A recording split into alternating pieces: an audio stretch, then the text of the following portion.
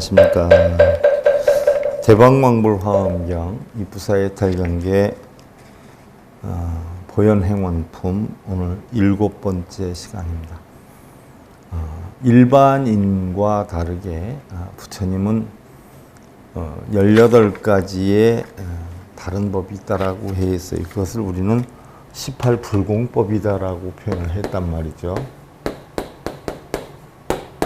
일반인들과 다른 18불공법. 이것이 심력, 사무소외, 삼념주, 일대잡이다 해서 18가지가 있다라고 했는데, 우리가 지난 시간에 물론 이거 우리가 천수경 할 때도 좀 살펴봤고요. 불교학 결혼할 때도 좀 살펴봤고, 법망경 할 때도 제가 좀 살펴봐 드린 것 같아요. 그런데 그때는 뭐 구체적인 설명까지 제가 해드리진 않아서 이번 기회에 좀 구체적으로 살펴보자 해가지고 심력에 대해서 하나하나 살펴보다 보니까 심력 하나만 가지고도 우리가 2시간에 걸쳐서 제가 설명을 해드렸어요.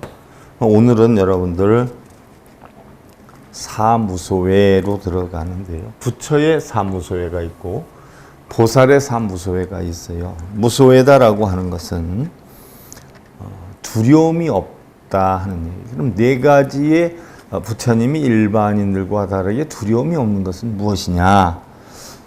자, 크게 나누면 제법현등 강무에 일체누진지무에 장법불허 결정무에 위증일체 부족 출도 여성무에 해서 4가지 무의심을 이야기를 하는 거예요. 그러면 일반인들과 다르게 두려움이 없다 하는 4가지가 바로 제법현등강무의 첫 번째로, 나는 일체의 법을 각증, 깨달아서 증명을 했다라고는 하지만 두려움이 없는 마음을 가지고 있다라고 했어요. 그러니까 일체 마음을 깨달았다라고 하는 데 대해서 걸림이 없는 마음이 있다라고 하는 것이 부처님의 첫 번째 무예심이에요.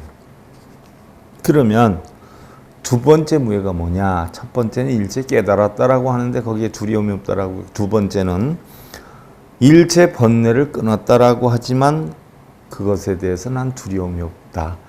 번뇌를 끊은 것이 확실하다 하는 무예심이에요. 그것이 일체 누진지 무예다. 아니, 일체 티끌만큼의 번뇌도 없이 자기는 끊었는데, 그런 일체 티끌도 없을 정도의 번뇌를 끊는 데 대해서 자기는 두려움이 없다는 이야기예요. 3번째로 장법 불허 결정무라고 했어요. 수행에 장애가 되는 것을 다 설했다고는 하지만 그것에 대해서 두려움이 없는 마음을 지니고 있다. 자, 우리 불자들이 수행을 하는데 장애가 형성되는 부분에 대해서 그 장애를 파하는 법을 전부 설을 했는데 거기에 대해서는 나는 걸림이 하나도 없고 두려움이 하나도 없는 마음을 지니고 있다라는 생각을 가지고 있어요. 이것이 바로 장법 불허 결정무예요. 그럼 4번째로는 위증일체구족 출도 여성무예다라고 했는데, 고통의 미망세계에서 벗어나서 해탈에 들어가는 길을 설했다라고 하지만 그것에 대해서 자신은 두려움이 하나도 없다라고 했어요.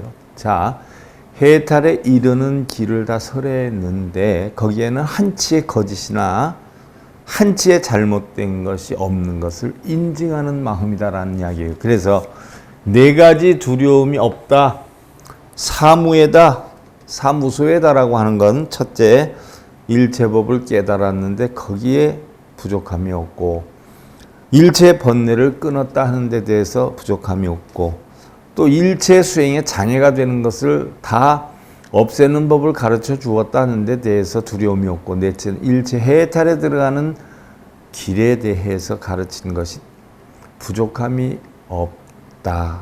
부족함이 없는 것에 일체 두려움이 없다라고 4가지 무소회를 설명을 했어요. 그러면 그것은 부처의 사무소예요. 그러면 보살의 사무소는 뭐냐? 바로 능지무소회라. 첫 번째 능지무소회.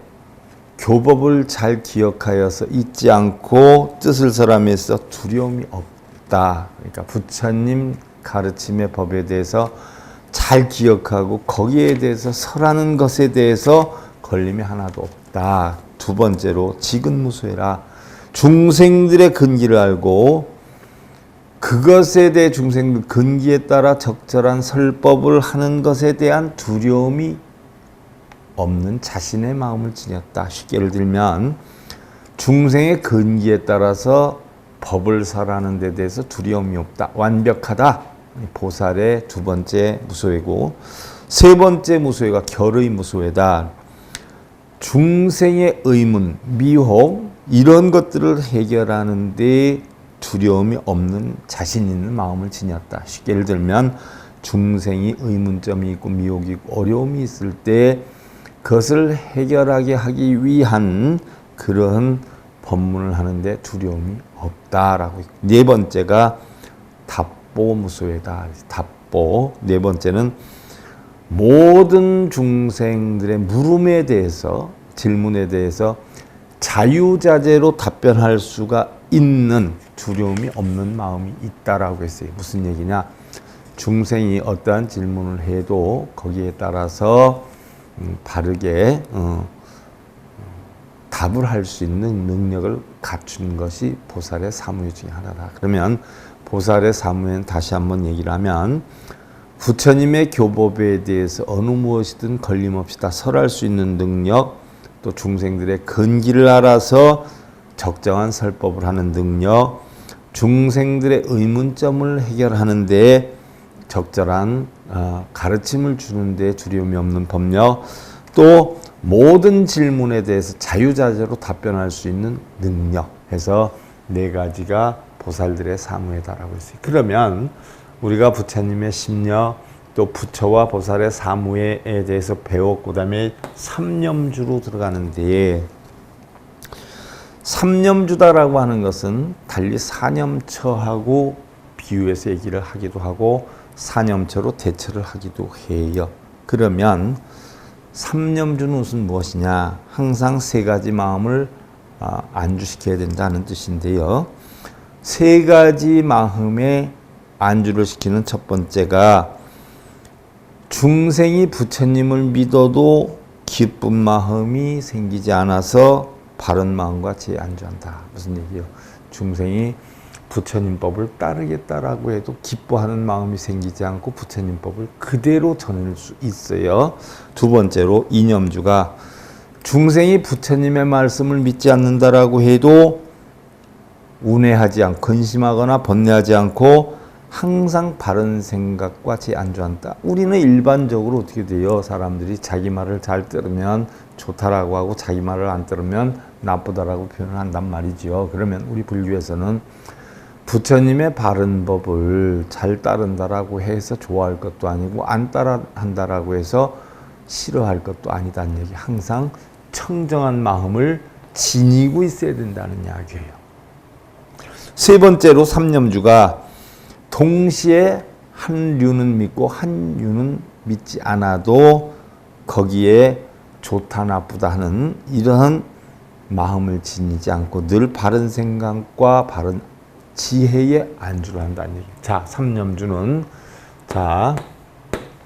세 가지 생각에 안주를 해야 되는데, 세 가지 생각은 바로 다시 말씀드리면 부처님 법을 잘 따른다 해도 좋아하지 않고 안 따른다 해도 싫어하지 않고 한 류는 잘 따르고 한 류는 안 따른다 해도 거기에 시비 분별하는 마음을 갖지 않고 항상 부처님의 바른 가르침에 안주할 수 있어야 된다 하는 것인데, 그럼 이러한 삼념주를 우리는 달리 사념처로 비유해서 한다라고 했어요. 그럼 사념처다라고 하는 것은 부처님이 바로 뭐예요? 열반하실 때 아난이 질문을 해서 아난에게 답변을 주었던 대답이기도 하지요. 자, 부처님께서 열반하실 때 내가 죽은 뒤에 부처님 살아생전에 이거를 물어볼 걸 하지 말고 궁금한 것이 있으면 지금 다 모두 물어보아라 라고 해 있어요. 그럴 때 질문하는 사람이 없자 부처님이 그런 말씀하셨죠. 나에게 직접 말하기가 어려워서 못한다라고 하면 바로 상자를 통해서 아난을 통해서 질문을 해가지고 아난이 나에게 질문을 하게 해서 아는 것도 괜찮다라고 했는데도 아무도 질문하는 사람이 없어요. 그러자 아난이 질문을 하게 되죠. 이제 우리는 부처님이 열반하시면 그동안은 부처님을 믿고 따랐는데 부처님이 열반하시면 우리는 이제 누구를 믿고 따라야 됩니까? 라고 했을 때 부처님이 바로 뭐라고 했어요? 내가 이미 여러분들이 깨우침을 얻을 수 있을 만한 모든 법은 다 설을 해놨으니까 그 법을 따르되 바로 계행을 믿으면 된다라고 했어요. 계행.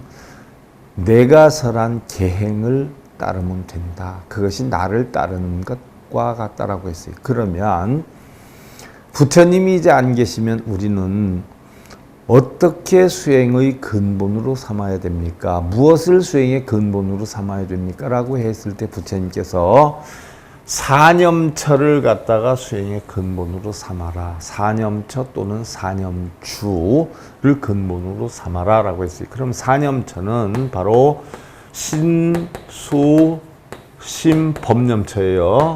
그래서 신념처, 수념처, 심념처, 법념처. 그래서 신, 몸신, 받을수, 감각수, 또 마음심, 또 진리법. 이 네 군데다 마음을 두라라고 했어요. 그러면 네 군데다 어떻게 마음을 두냐라고 했을 때 부처님께서는 몸을 부정하다라고 생각해라라고 했어요. 몸을 부정하다. 우리는 몸이 깨끗한 줄 알고 몸에 치장하고 몸을 치중하고 몸을 관리하기 위해서 바로 일어나는 고통 번뇌가 엄청 많은 것이니까 내 몸은 부정하다. 9개의 구멍에서는 구준물, 잔물, 진물들이 나오는 또 죽으면 벌레들이 파먹는 하나의 시체에 지나지 않는다라는 이치를 알아서 몸은 부정하다라고 하는 것을 관해라라고 했고 수념처다. 수념처는 받는 거예요. 받을 수. 그러면 이게 바로 뭐냐? 뭘 받느냐? 감각의 작용이 느낌의 작용이에요.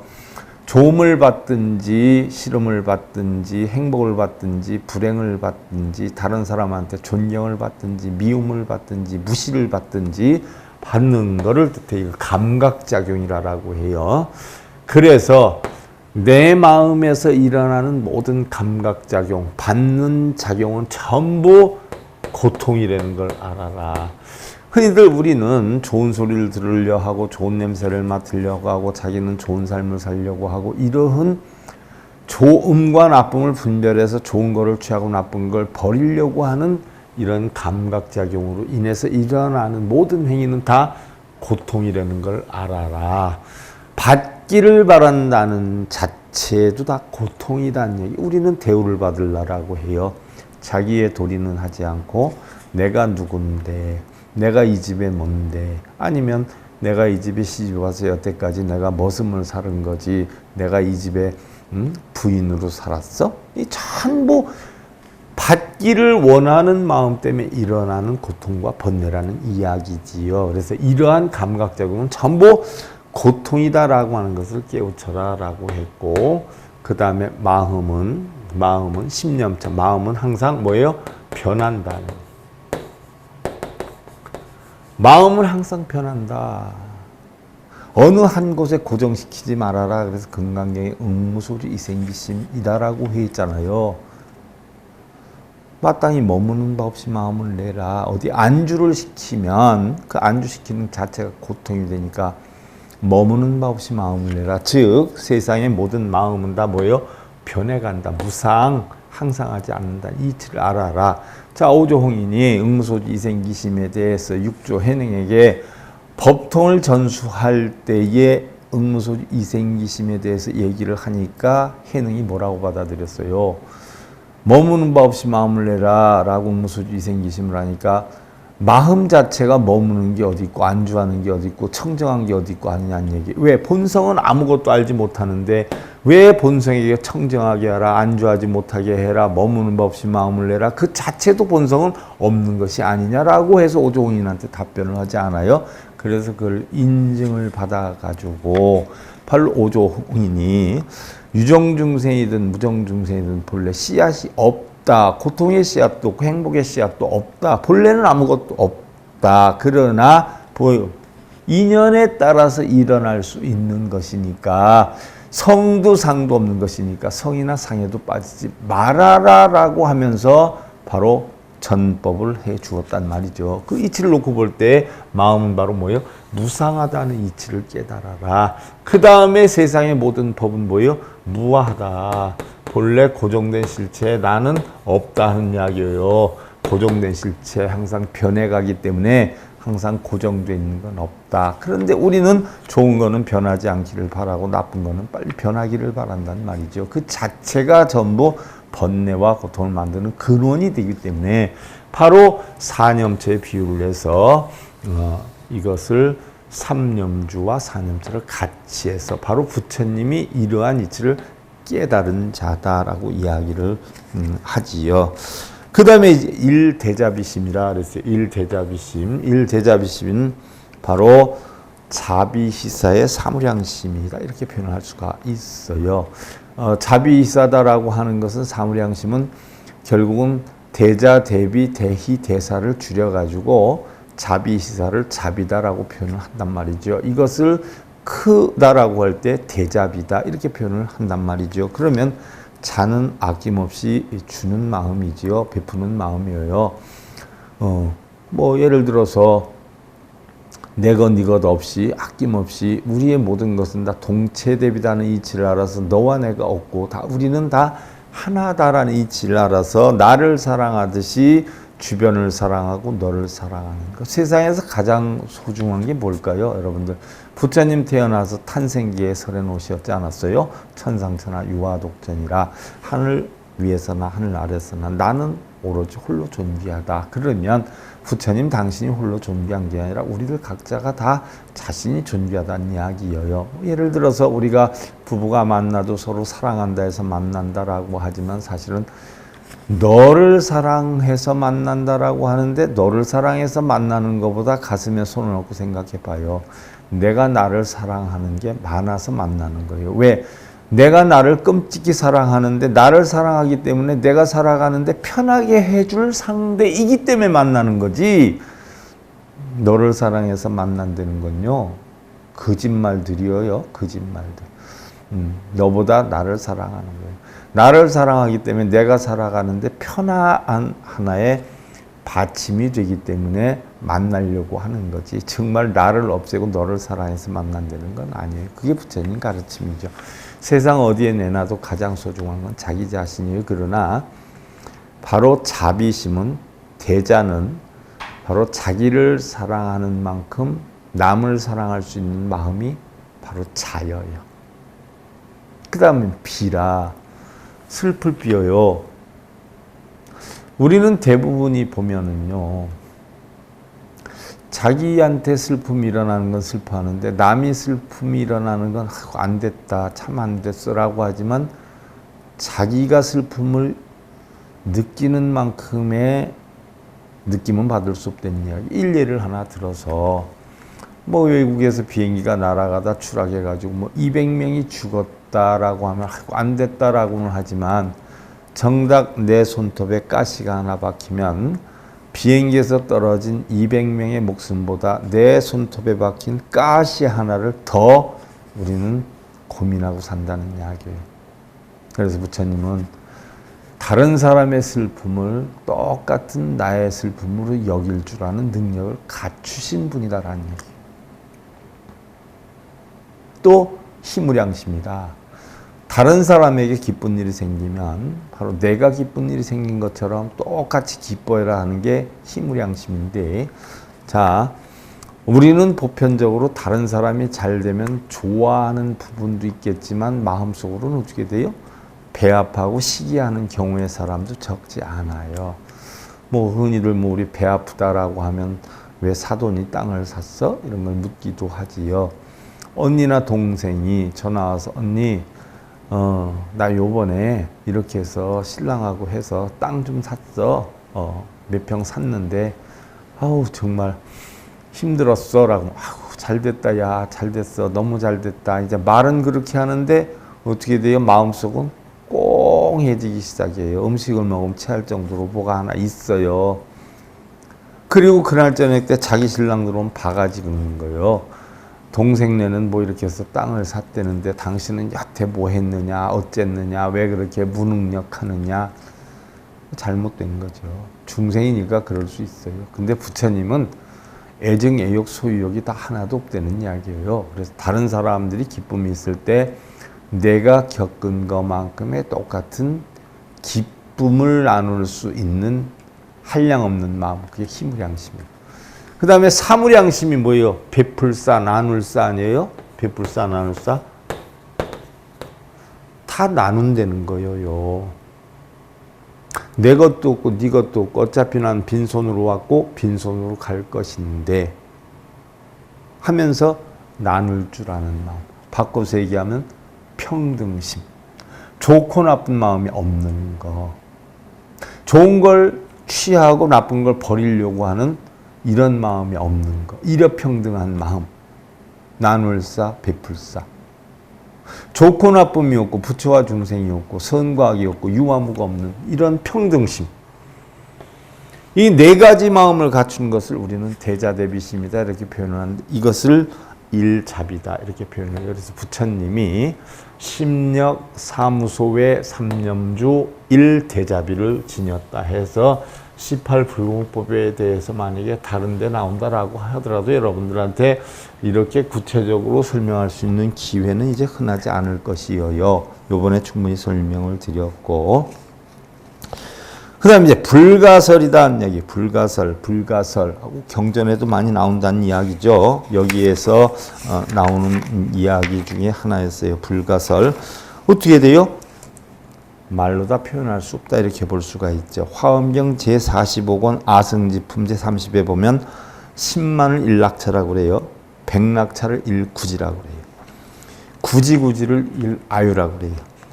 이렇게 배수로 나아가서 120번째 숫자를 불가량이라고 그러고 불가량을 불가설이라고 그래요. 불가설을 전불가설이라고 하고 125수 가운데 122번째 수인데 불가설, 불찰, 미진수, 겁하고 이야기가 나왔어요. 가히 말할 수 없고 말할래야 말로 다 할 수 없는 그런 부처님 세계를 티끌 하나를 한 겁으로 계산한 시간을 우리는 불가설, 불찰, 미진수, 겁 이렇게 표현을 해요. 경전에 많이 나오는 이야기예요. 창업연불에도 나오지 않아요? 자, 우리가 보현행을 성취하기 위해서는 이렇게 많은 세월과 공력이 들어가야 한다는 것인데 이 같은 모든 공덕을 성취하려면 바로 보현보살의 10가지 원을 실천하면 우리는 이룰 수 있다라고 했어요. 그러니까 우리가 이 공덕을 이루기 위해선 말로 다 할 수 없는 이런 오랜 세월이 지나가야 되는데 그런 오랜 세월을 다 지나가지 않아도 보현보살의 10가지 행원만 우리가 깨우치기만 하면 한순간에 그 공덕을 쌓을 수 있다라고 했어요. 자, 그러면서 서론이 끝나고 제2장 정종본으로 들어가요.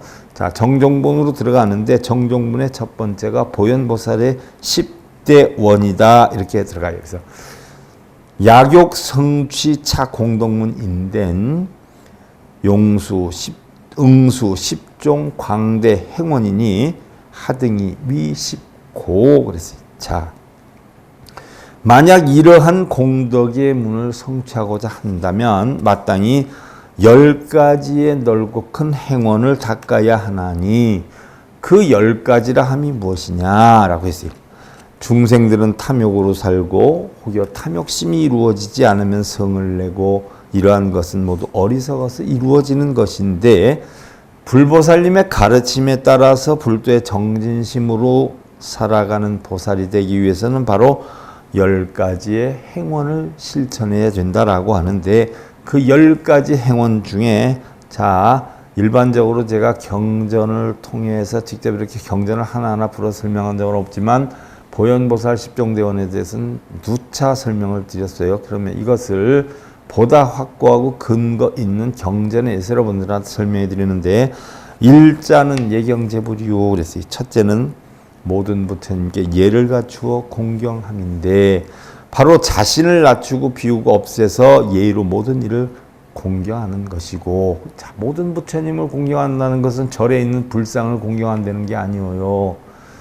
세상의 모든 남편 부처, 아내 부처, 부모 형제 부처 모든 것을 다 공경하는데 자신을 낮추고 없앤다는 이야기예요. 두 번째로 이자는 칭찬열애요. 둘째는 모든 부처님을 칭찬하는 것인데, 남편 부처, 아내 부처, 가족 부처, 부모 형제 부처, 자식 부처 모든 일을 칭찬해서 업장을 없애고 걸림없는 마음을 얻는 것인데, 업장을 없앤다 하는 것은 뭐예요? 나쁘게 만들어 놓으면 나쁜 업이 되고 좋게 만들어 놓으면 좋게 되는 업인데, 나중에는 선악도 없는 업을 만든다는 이야기지요. 선악도 없는 업을 만든다는 것은 결국 업을 만들지 않는다는 이야기예요. 과를 받지 않는 업이기 때문에. 그래서 그렇게 하려면 어떻게 돼? 내가 다른 사람한테 좋은 소리 하면 어떻게 돼? 나쁜 소리는 안 들을 거 아니에요. 내 다른 사람한테 웃으면 욕은 안 먹을 거 아니에요.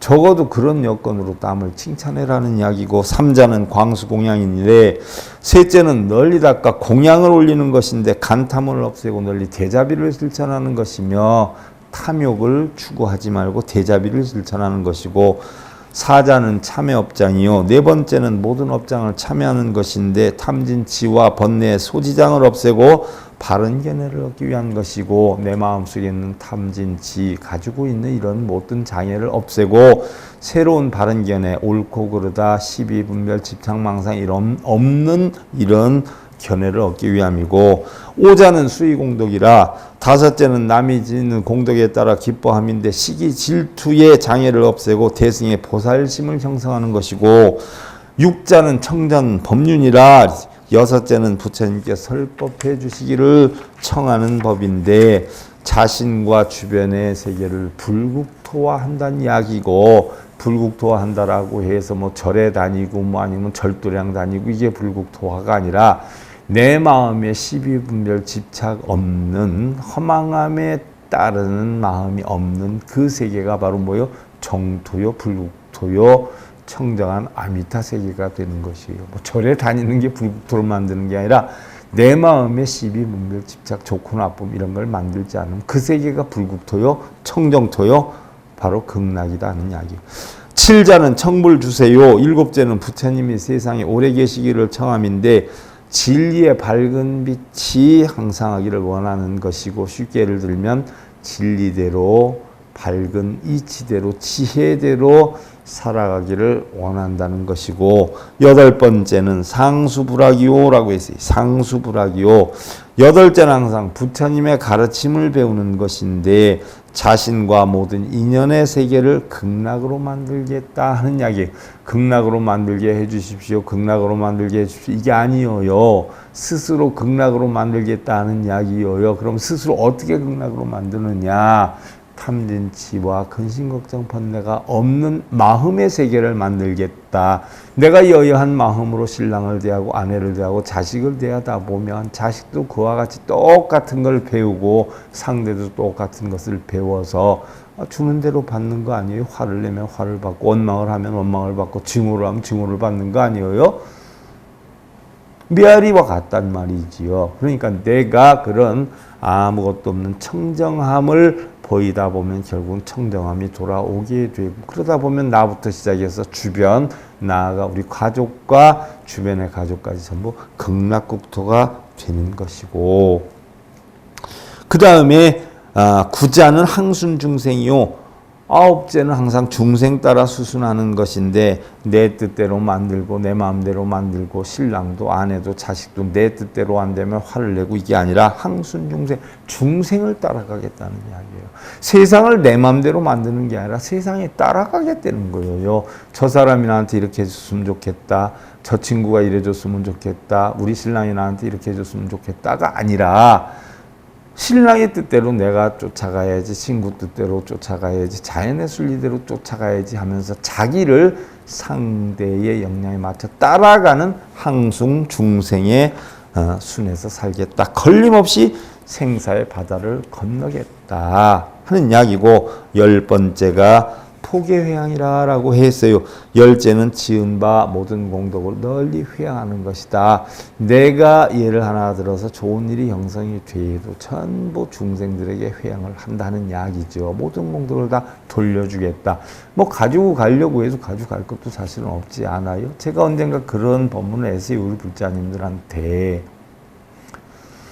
여러분들이 가지고 있는 지금 모든 것 돌아가시면 다 뺏기는 거다. 뺏기는 거다. 만약에 여러분들 물건을 누가 뺏어가면 좋겠느냐? 안 좋다라고 해요. 뺏기는 게 낫겠냐? 주는 게 낫겠냐? 뺏기는 것보다 주는 게 낫지요. 이렇게 대답을 해요. 여러분들 가지고 있는 거 갖고 있다 돌아가시면 다 뺏기는 기요. 가지고 있는 거 있으면 하나라도 여러분들이 살아있을 때 다 주워버려요. 그러면 뺏기는 게 아니라 뭐 주는 거예요. 뺏기면 기분 나쁘잖아요. 주면 기분 좋잖아. 근데 갈 때는 똑같이 뭐요? 빈손으로 가. 빈 마음으로 가. 이래 가나 저래 가나 똑같이 빈 몸으로 가요. 그럼 빈 몸으로 갈 바에 뺏기는 게 낫겠어요? 주는 게 낫겠어요? 바로 그러한 삶을 살아라는 이야기예요. 지은 바 널리 모든 공덕을 회양하라. 바로 어떤 공덕을 내가 그동안에 부처님의 진리를 공부한 게 하나라도 있으면 그 하나라도 바로 뭐예요? 중생들에게 회양을 해. 가르쳐주고 돌려주어라. 내가 행복을 찾는 법을 배웠으면 그 행복 찾는 법을 중생들한테 전하라. 그래서 우리가 아침 예불을 할 때도 계양, 정양, 해양, 해탈양, 해탈, 직일양 하는 것이 쾌향, 인간의 향기를 내겠다. 정양, 늘 고요한 향기를 내겠다. 탐진치를 내고 싸우고 시비하고 이런 게 아니라 해양, 세상의 모든 것은 공하다 하는 이치의 향기를 내겠다. 해탈양, 모든 탐진치와 걱정, 근심, 번뇌에서 다 벗어나는 삶을 살겠다. 그런 향기를 내겠다. 해탈량. 모든 걸 회양하는 게 해탈량 아니에요. 그걸로 끝나는 게 아니잖아요. 해탈치계냥. 이러한 법을 주변에 다 나눠주고 가르쳐 주어서 나와 인연이 된 모든 중생들이 다 편안하고 행복한 삶을 살 수 있게끔 회양하겠다 하는 이야기. 하나라도 내가 바른 진리 배운 게 있고 바른 공덕 쌓은 게 있다면 어차피 뭐요? 빈손인데 어차피 빈손인데 다 나누어 줘라 하는 것이 바로 10번째 복의 회양이다. 그래서 다음 시간부터는 여러분들 보현보살의 10가지 행원에 대해서 본격적으로 들어가는데, 자, 예경제불원에서 개송으로 요걸 마무리를 하면서 다음 시간에 들어갈 걸 마무리 한번 해보죠. 선제 백은하 사대 대성이시여오나 예경이며 내지 회양이 있구나.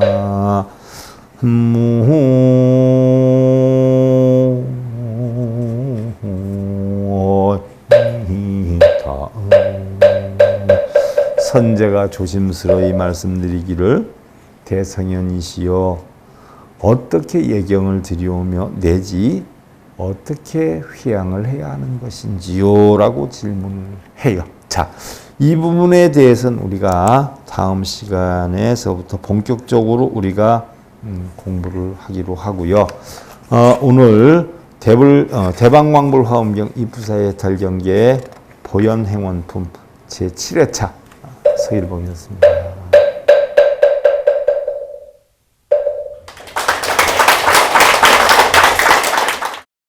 행복으로 가는 징검다리에 서길봉 스님이 여러분들을 초대합니다. SIB 불교교육대학에서는 더 듣다, 생활 속의 천수경, 달마대사 성관법, 현대생활 불교 법요지,